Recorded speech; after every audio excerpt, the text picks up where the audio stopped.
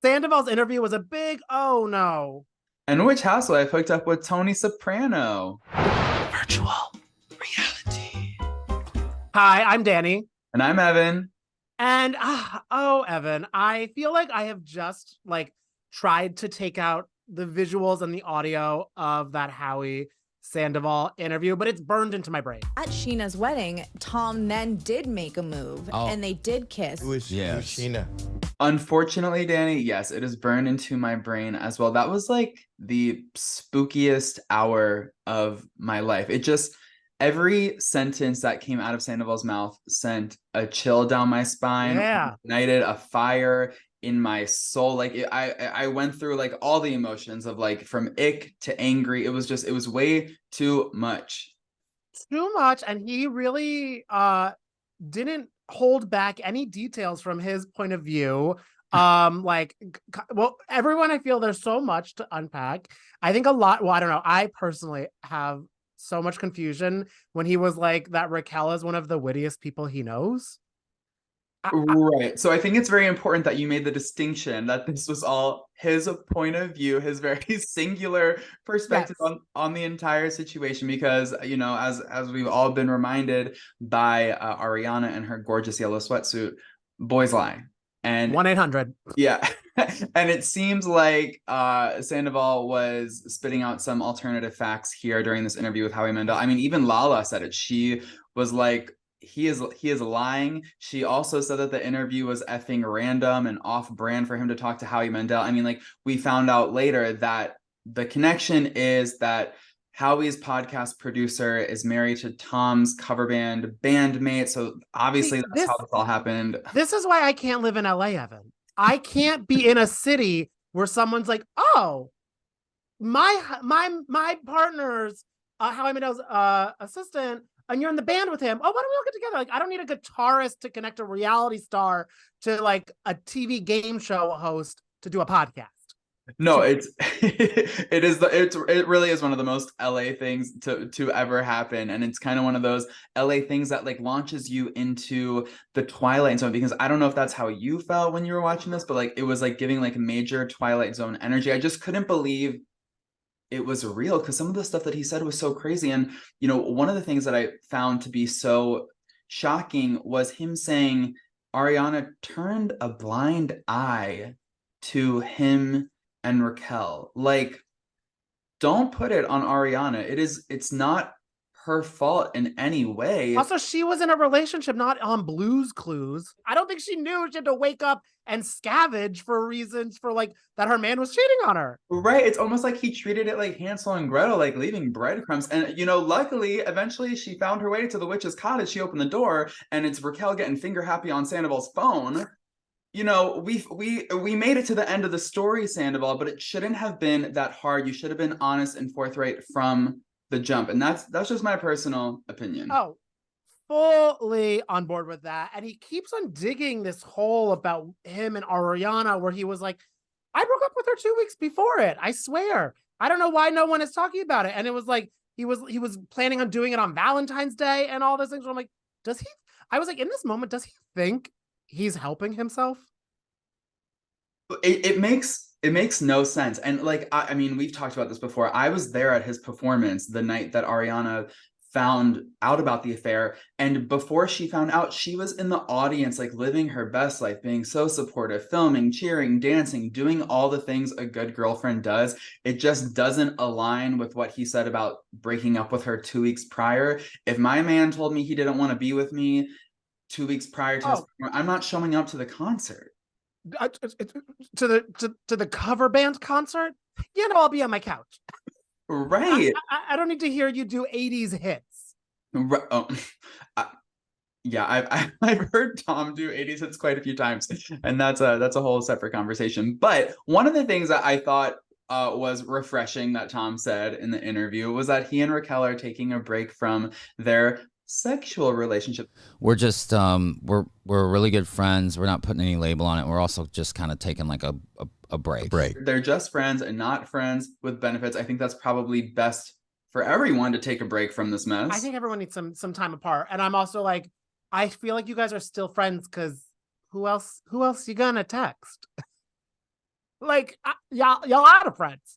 I mean, yeah, that part. It kind of seems like all they have is each other at the moment. I mean, at least they have each other, Danny. At least they have each other. And the memories of that magnetic first kiss, he says about, I'm just like, We would just start talking closer and closer, and then all of a sudden it's just like we're like hissing, and it's like I felt something that I hadn't felt in so long. No one want. No one wants to hear about your magnetic first kiss. No one wants to hear about the kiss. no, I'd rather watch like Dr. Pimple Popper videos full blast than hear about this magnetic first kiss. As we're watching in like current Vanderpump Rules episodes, her first kiss with Schwartz. Yeah, I know. Then maybe he has a point then. Like, it certainly didn't seem to be magnetic with Schwartz. Maybe there's a little bit more chemistry going on between her and Sandoval. I mean, I don't know. Things with Sandoval and Raquel are getting weird currently on the show. I mean, there's Ariana calls out Sandoval for just acting a little strange around Raquel. When he was like, Raquel, he was kind of being like the annoying kid in class, be like, Raquel. And then like Ariana's like, why are you doing this? And then when he like threw the room key at her too, saying it was like Schwartz's room key, I feel like there's a lot, because during all this time is apparently they were having fun. So it's kind of like you can see now through a different lens why Sandoval is acting this way about the Schwartz and Raquel kiss, because I'm sure he wanted to be kissing her right then too. And he did tell Howie Mandel repeatedly, like, he really, really liked Raquel. He enjoyed the time he spent with Raquel. He started really exploring that connection, hanging out with her as much as he could. I mean, he even took her to his hometown, to St. Louis, over the holidays. So like, less than applause from his family. Like, it's just it's so wild that like he was just doing this, they were hiding in plain sight. I still can't believe it. I am so in disbelief. My only hope is that the relationship Jen Fessler and James Gandolfini had together was more positive than Scandoval, because I was tuning into this Ireland trip waiting to see some Guinness being thrown, or like, I don't know, some drama being rehashed, which they do.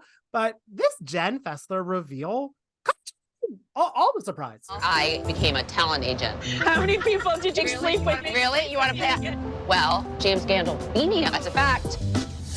Jen, I mean, she's a scene stealer, but like, she really stole the show this episode. I mean, I think all the viewers' mouths were like on the floor when she made this confession on this. Like, this is the best thing to ever happen on a Sprinter van. Oh, and that's saying something. Right. And like, honestly, like, I know that the fans are eating it up, but even like her castmates were so into it. Like, they all like leaned forward. They wanted to like get the scoop, the details. Like, the Jersey ladies, the man of the Sopranos, like, that is icon. Oh my God, totally. And it's just so funny the way that Jen talks about it. Like, oh yeah, like he was inside me a few times. Like her candor is just so delicious. I love it. There is no filter. And I love that it all started with Teresa asking, like, did you meet any actors? Like, she went full Marge Simpson to ask it. And that made me cry. And then when that reveal came out, I was shocked, screaming. And Jersey viewers had a lot of shock this week, because a lot of people watching Melissa on Andy Cohen Watch Weapons Live, they were feeling that she put a lot of sass and shade and etc. on display. I mean, but here's the thing, Danny, and you and I were talking about this before.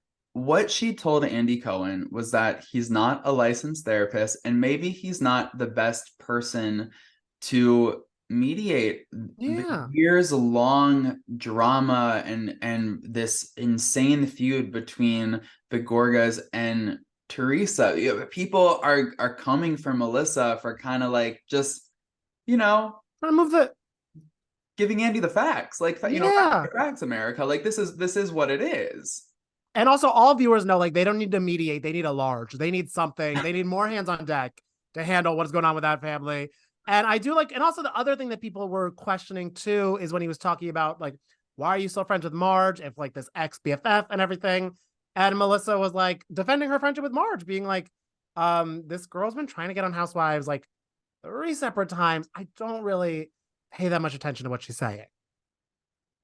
Melissa seems like she's definitely in her like unbothered era, which I love for her. Like she truly seems like she just like doesn't give an F about any of the drama that sort of radiates off of Teresa and this whole situation with Jen repeating these cheating rumors and the Laura Lee Jensen of it all. Like I love how unbothered she is. Also, she looked incredible dress on Watch What Happens Live, like the side with the open yes, like stitching, or I'm not sure what it was. I think you can get it at Envy.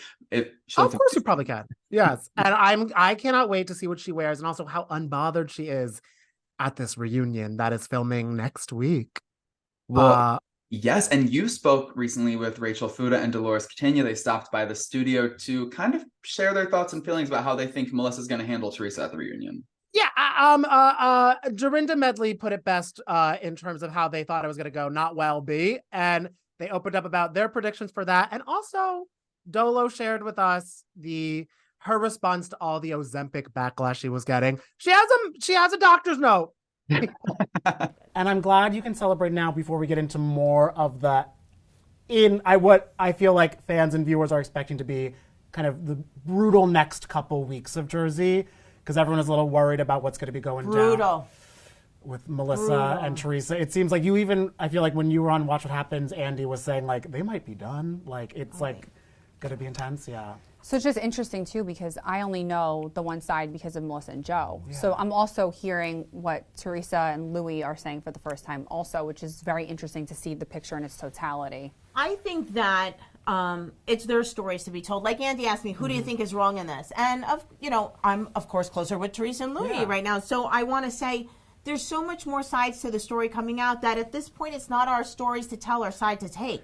I feel, because even Melissa was like, we both sides have what we feel is true. Right. Truth is somewhere in the middle. And that's what I meant by that when I said that. So, I just want their stories to be told, and it doesn't matter what anybody else thinks is wrong. It's between the two of them. And am I the only person bad at math? I did not understand the Pizzagate drama at all. Are you kidding me? Bad at math? I have less than a third grade math level. I swear to God, test me right now. It's a lot to keep up with. Because they were like, the 250 in the oven, and I'm like, what is it? It felt like a Shark Tank episode. It's very Shark Tank. There's so many things talking about this story, and I knew, like Teresa, when it happened, she did not tell me. She goes, someday I'm going to tell you, but not right now. I didn't really find out until more recently either. This wasn't something that was like... And she's close with Melissa. Melissa did. Neither one of them really spoke about it. So there's not a lot to the story that we all know. Can you agree with me? Yeah. So do you feel like coming out while everything was progressing during the season, they were like, I'm so angry, what can be like the Hail Mary toss to prove each side is right? Yes, yeah. I'm going to go with, if I had to say, it was a lot of miscommunication to start off with. But like I said, again, that's between the two of them. Yeah.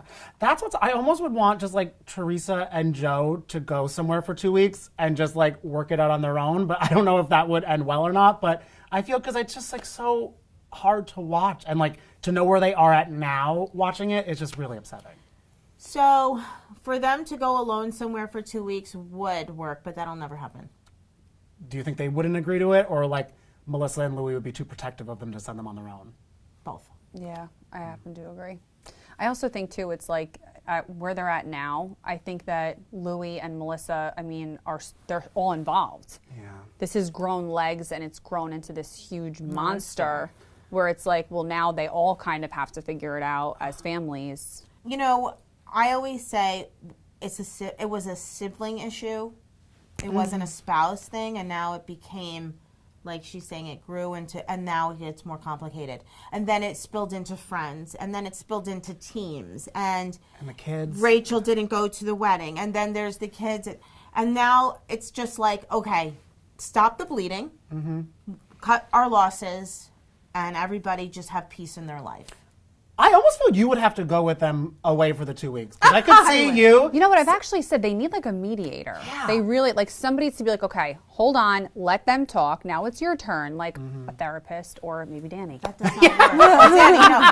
You know what works? One person has to decide to swallow every ounce of pride, ego, resentment, Ding, ding, ding. And say, whatever you say, I accept. I'm wrong. Whether you did it or not, I did it. You're right. You say I did it. I didn't want to put your sister in the way. Okay. You know what? I didn't put your wife in the way. You're right. I'm wrong. Please forgive me. Let's move on from this. And we're done. And I will never bring up the past again.